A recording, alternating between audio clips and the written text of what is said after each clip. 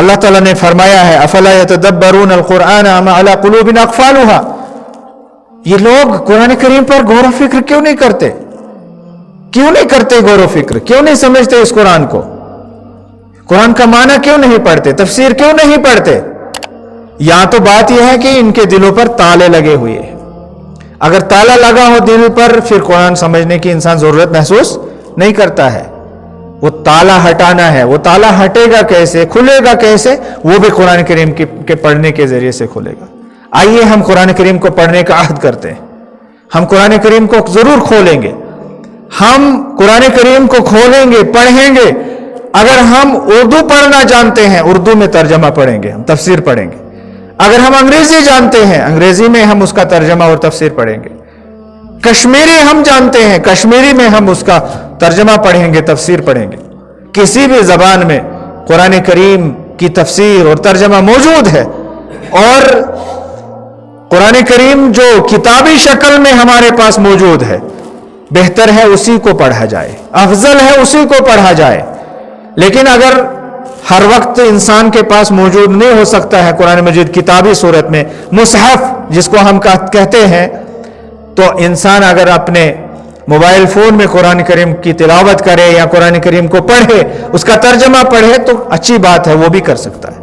تو کم از کم موبائل میں ہی پڑھ لیں ہم، جہاں بہت ساری دوسری بیکار اور فضول چیزیں دیکھتے رہتے ہیں، وہاں پر اگر ہم اسی میں وہ وقت صرف کریں تو اللہ تعالیٰ اس میں اجر عطا فرمائے گا اور ایمان بڑھے گا، ایمان بڑھے گا۔ تو بہرحال یہ تو 4 چیزیں ہو گئی۔ 5ویں چیز ہے، اور میں اختتام کی طرف آ رہا ہوں، 5ویں چیز ہے بہت زیادہ اللہ رب العالمین کو یاد کرنا۔ اللہ تعالیٰ کا ذکر بہت زیادہ انسان کرتا رہے، اس سے بھی ایمان بڑھتا ہے۔ ایمان بڑھنا مطلب ہوا ایمان کی حفاظت ہونا۔ انسان ہر مصیبت سے نجات پائے گا، مصیبتوں سے نجات پائے گا۔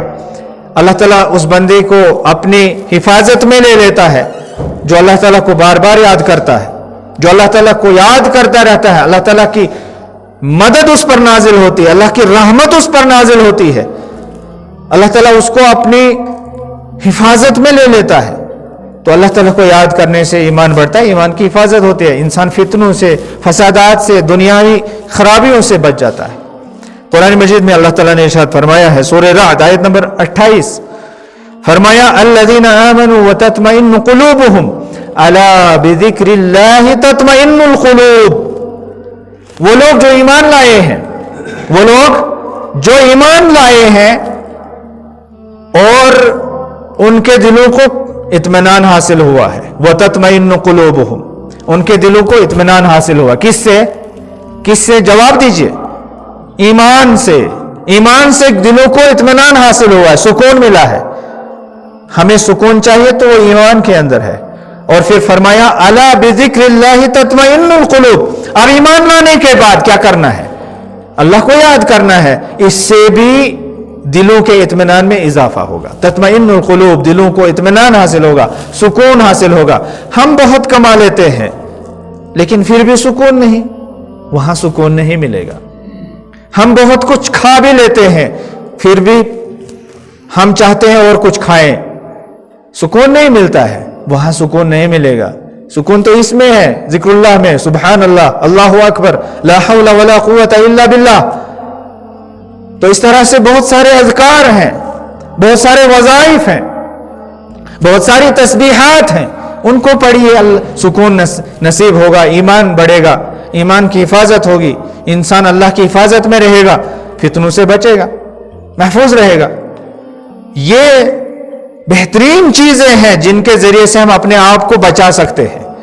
یہ سمجھ لیجئے کہ ایک لباس ہے، سمجھ لیجئے کہ یہ ایک قلعہ ہے، قلعہ، یہ قلعے میں ایک اور قلعہ ہے، پھر اور ایک قلعہ ہے۔ جیسے وہ پرانے لوگ قلعے بناتے تھے، قلعے میں وہ اندر بہت سارے کمرے بناتے تھے، جب دشمن حملہ کرتا تھا تو اس کو پتہ نہیں چلتا تھا کہ یہ انسان کس جگہ میں ہے جس پر مجھے حملہ کرنا ہے، کیونکہ اس نے دنیاوی لحاظ سے اپنی عقل سے اس نے بہت کچھ حفاظت کا انتظام کر لیا ہوتا تھا۔ لیکن یہ اللہ تعالیٰ نے ہمیں یہ قلعے بتائے ہیں، رسول اکرم صلی اللہ علیہ وسلم نے ہمیں یہ حفاظتی دیواریں بتائی ہیں इनको हमें इख्तियार करना है, हम सारी चीज़ों से महफूज रहेंगे, हमारी दुनिया भी बेहतर बनेगी और आखिरत भी बेहतर बनेगी। और रसूल करीम सल्लल्लाहु अलैहि वसल्लम ने इरशाद फरमाया है, फरमाया मसलुल्लज़ी यज़कुरु रब्बह वल्लज़ी ला यज़कुरु मिस्लुल हय्य वल मय्यित। वही इत्मीनान की बात और जिंदा और मुर्दा होने की बात, जिस दिल में ईमान है वो जिंदा है, जिस दिल में ईमान नहीं है वो मुर्दा है। रसूल करीम सल्लल्लाहु अलैहि वसल्लम ने इरशाद फरमाया मसलुल्लज़ी यज़कुरु रब्बह, उसकी मिसाल जो अल्लाह को याद करता है और उसकी मिसाल जो अल्लाह को याद नहीं करता है। क्या मिसाल दी? फरमाया मसलुल हय्य वल मय्यित, जिंदा और मुर्दे की मिसाल है। अल्लाह को याद करने वाला ईमान वाला है तो वो जिंदा है, वो जिंदा है, और अल्लाह को न याद करने वाला मुर्दा है, क्योंकि उसमें ईमान ही नहीं है। जिक्रुल्लाह तब आएगा जब ईमान होगा।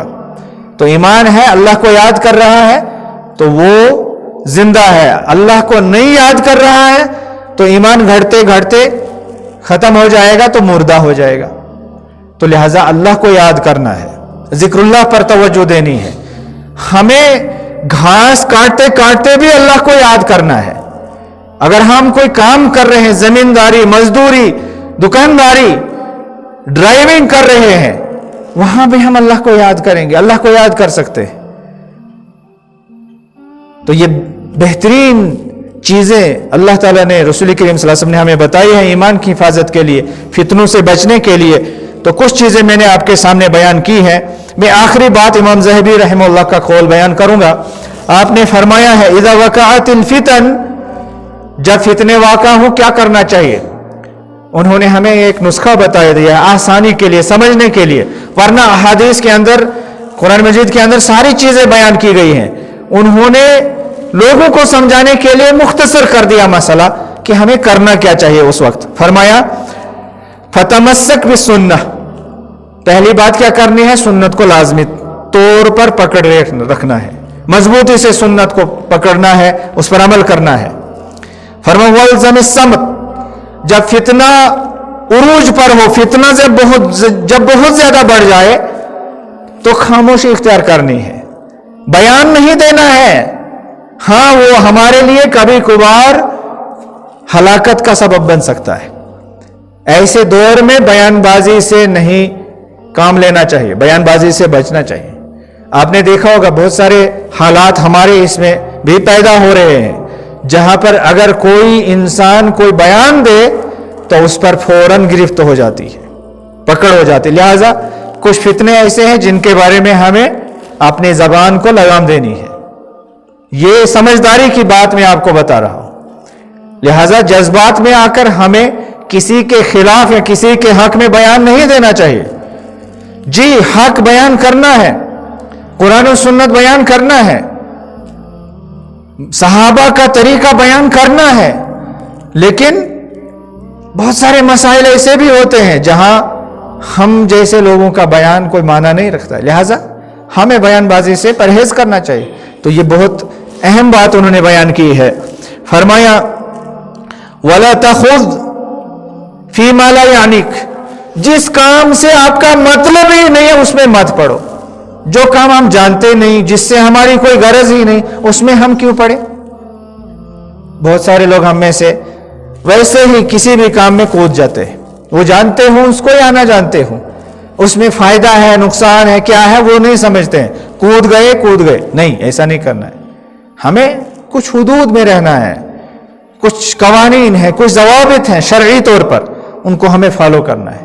फरमाए जो काम तुम्हारा नहीं है वो मत करो, जिसमें तुम्हारी कोई गरज ही नहीं है उस काम में क्यों पड़ना है। और फरमाए वमा अश्कल अलैका फरुद्दहु इलल्लाहि व रसूलिह, और जो काम तुम्हें मुश्किल लगे, यानी कहीं कोई सवाल पैदा हो, कोई इश्काल पैदा हो, उसको अल्लाह और उसके रसूल की तरफ लौटाओ। यानी उसका हल आप किताबुल्लाह में तलाश करो और रसूल अकरम सल्लल्लाहु अलैहि वसल्लम की सुन्नत में तलाश करो। और फरमाए वक़िफ वक़ुल अल्लाहु आलम, और जिसके बारे में मालूम नहीं उसके बारे में रुको, खामोश रहो और कहो अल्लाह बेहतर जानता है। इसलिए कि बहुत सारे लोग, उनसे जब सवाल किया जाता है वो जानते हो या ना जानते हो, وہ کچھ نہ کچھ بولنا ہی ضروری سمجھتے ہیں. ایسا نہیں کرنا چاہیے، بلکہ اگر پتہ ہے اور اس پر بھروسہ بھی ہے، اعتماد ہے، جواب دیجئے، بتائیے. اور اگر پتہ نہیں ہے، اعتماد نہیں ہے تو چپ رہیے، رک جائیے اور کہیے کہ اللہ بہتر جانتا ہے. تو یہ شریعت نے ہمیں طریقہ بتا دیا ہے کہ کس طرح سے ہم فتنوں سے بچ سکتے ہیں، مصیبتوں سے بچ سکتے ہیں. اللہ تعالی ہمیں سننے اور بولنے سے زیادہ عمل کرنے کی توفیق عطا فرمائے. اللہ تعالی ہماری مشکلات کو آسان فرمائے. اللہ تعالی ہمیں فتنوں سے محفوظ فرمائے. اللہ تعالی ہمیں ایمان کی حفاظت کرنے کی توفیق عطا فرمائے. اللہ رب العالمین ہمیں قرآن و سنت کو سمجھنے اور اس پر عمل کرنے کی توفیق عطا فرمائے. اللہ رب العالمین ہمیں منہج صحابہ کو سمجھنے اور اسی کے مطابق قرآن و سنت کو سمجھنے اور اس پر عمل کرنے کی توفیق عطا فرمائے. اللہ رب العالمین ہم میں سے جو بیمار ہے اس کو شفا نصیب فرمائے. اللہ رب العالمین ہم میں سے جو اس دنیا سے رخصت ہو گئے ہیں ان کی مغفرت فرما. پروردگار ان کے درجات کو بلند فرما. پروردگار عبدالعزیز منیجر صاحب جو یہاں پر 1-2 سال پہلے ان مجلسوں کی زینت ہوا کرتے تھے، ان کی اہلیہ، ان کی زوجہ اور اس کے علاوہ بہت سارے ہمارے بھائی ہیں، ہماری بہنیں ہیں، مائیں ہیں جو اس بستی سے تعلق رکھتی تھی، وہ اس دنیا میں اب نہیں ہیں. اللہ تعالیٰ ان سب کو مغفور و مرحوم فرمائے. اللہ تعالیٰ ان سب کے درجات کو بلند فرمائے. اللہ تعالیٰ ہمیں نیک عمل کرنے کی توفیق عطا فرمائے. میں اپنے ذمہ داران کا پھر سے ایک مرتبہ شکریہ ادا کرتا ہوں کہ آپ نے مجھے یہاں پر موقع دیا. اللہ تعالیٰ آپ کو جزائے خیر عطا فرمائے. وآخر دعوانا ان الحمد للہ رب العالمین. والسلام علیکم ورحمۃ اللہ وبرکاتہ.